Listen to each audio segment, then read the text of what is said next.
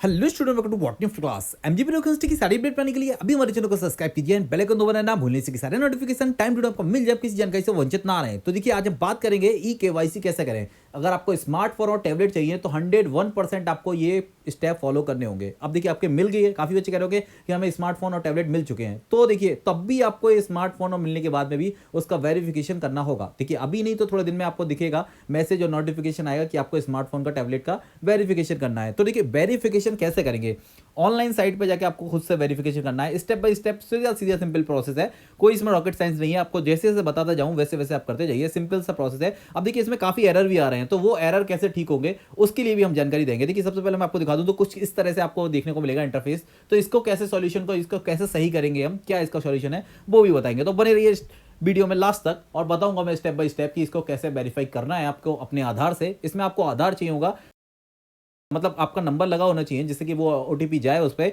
या फिर आपका ईमेल आईडी लगा होना चाहिए। देखिए, ईमेल आईडी पे भी वेरिफिकेशन का ओटीपी जा सकता है और आपके नंबर पे भी आप लोग वहां पे सिलेक्ट करने का ऑप्शन आता है। जो भी आप सिलेक्ट करेंगे वहां पे आ जाएगा। अब देखिए, कुछ इस तरह से दिखेगा कि डाटा वेरीफाई यहाँ पे अंडर प्रोसेस है। तो इसके लिए क्या है, तो देखिए कैसे प्रोसेस सही होगा, कैसे ये पेंडिंग से हटकर सीधे सक्सेसफुल दिखाएगा कि डाटा वेरीफाइड दिखाएगा। तो हमें डाटा वेरीफाइड करना है। यहाँ पे पेंडिंग वाले जो भी स्टेप है इनको कैसे क्लियर करेंगे वो भी हम बताएंगे। तो स्टेप बाय स्टेप बने रहिए आप में, मैं आपको बताऊंगा कि कैसे कैसे एक एक करके प्रोसेस करना है। तो सबसे पहले देखिए, मैं आपको सारे वो स्टेप दिखा रहा हूँ जो यहाँ पे बच्चों को परेशान हो रहे हैं। मतलब जो भी आपको दिख रहा है सामने, बच्चे फेल्ड आ रहा है, कहीं कहीं आपका ये लिखा रहा है अंडर प्रोसेस लिखा रहा है, कहीं पेंडिंग लिखा रहा है, तो वो कैसे सही होगा। आप देख रहे हैं ना, आप यहाँ पे फील्ड लिखा रहा है, तो इसको कैसे करना है सही।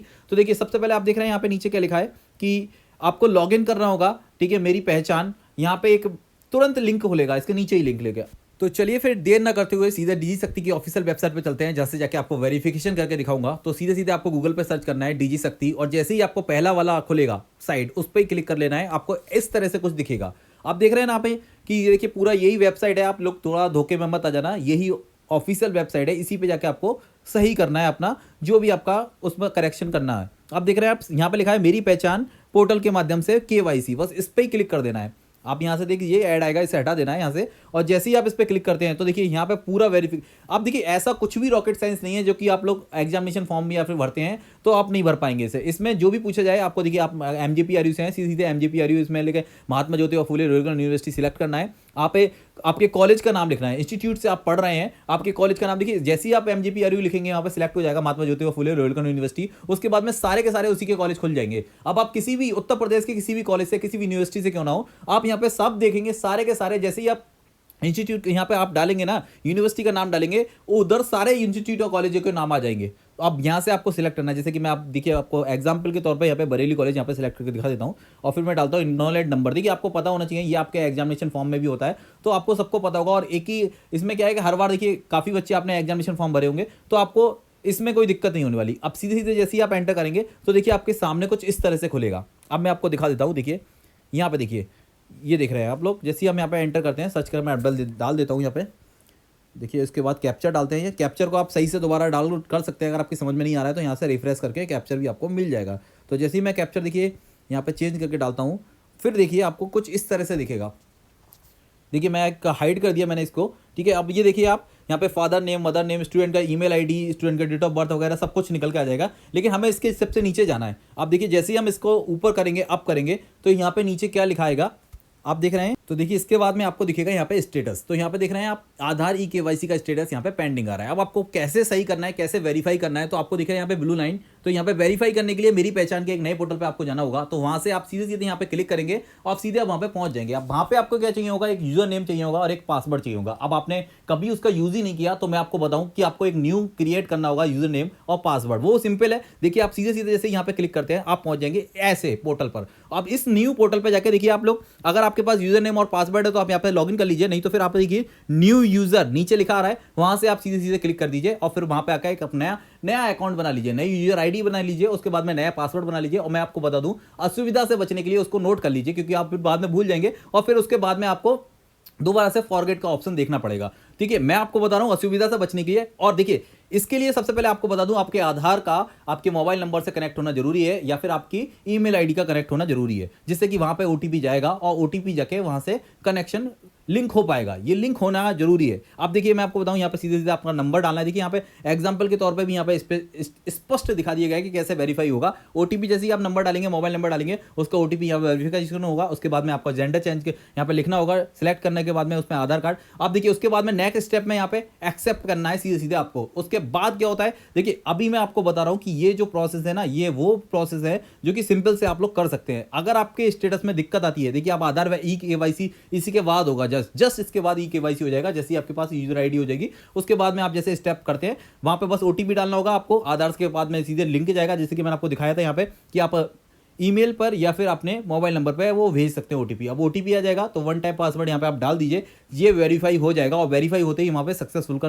नोटिफिकेशन आपको दिखना लगेगा। अब इसका मतलब है, अब जैसे ही ये आपको दिखने लगे तो इसका सीधे सीधे यही मतलब है कि भाई सब आपका सक्सेसफुल हो गया है। अब देखिए काफ़ी बच्चे कह रहे हैं कि सर ये हमारे तो नहीं आएगा, ठीक है, उनके में कोई दिक्कत आ रही है। तो मैं आपको बता दूं, देखिए सबसे बड़ा अपडेट ये है इस पूरे पूरे पोर्टल के प्रोसेस का कि अगर आपके जो नोडल ऑफिसर हैं आपके कॉलेज से वेरीफाई नहीं करते हैं कोई भी जानकारी, ठीक है, आपके जो भी आपकी जानकारी है वो वेरीफाई करते हैं, उसके बाद ही आप लोग इसको आधार से अपना सक्सेसफुल वेरीफाई कर पाएंगे। देखिए यहाँ पे वेरीफाई ऐसा स्टेटस लिखा आएगा। तो ये वेरीफाई स्टेटस करने के लिए सबसे पहले आपके उस पोर्टल पर, डिजी शक्ति के पोर्टल पर, आपके कॉलेज से आपके वो नोडल ऑफिसर जब तक आपकी जानकारी को अपडेट नहीं करते, जब तक आप यहाँ पे वेरीफाई नहीं कर पाएंगे। आपको इस तरह से ही दिखने को मिलेगा, फील्ड देखने को मिलेगा या फिर नो रिकॉर्ड देखने को मिलेगा। तो अगर आपके पे नहीं आ रहा है तो आप थोड़ा सा इंतजार कर लीजिए। आपके कॉलेज वाले जैसे ही आपके जो नोडल ऑफिसर हैं आपके कॉलेज के, वो जब यहाँ पे अपडेट कर देते हैं तब आप वेरीफाई कर पाएंगे। तो इसलिए घबराने की कोशिश ना करें। काफ़ी बच्चे घबरा जाते हैं कि सर हमारा तो यहाँ पे डाटा ही नहीं दिख रहा,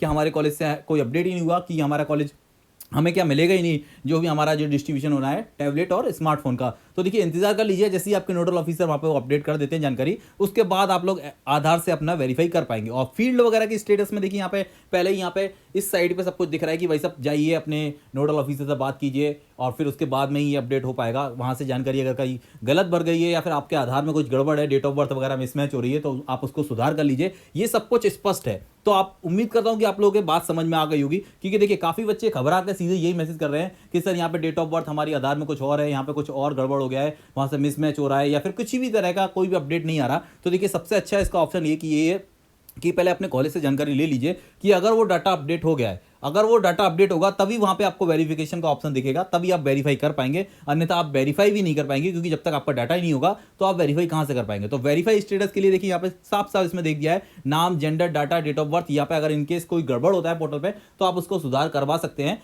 अपने आधार में सुधार करवाएंगे, फिर वहां पर जाके अपडेट हो जाएगा, फिर वहां से सीधे सीधे वेरीफाई हो जाएगा।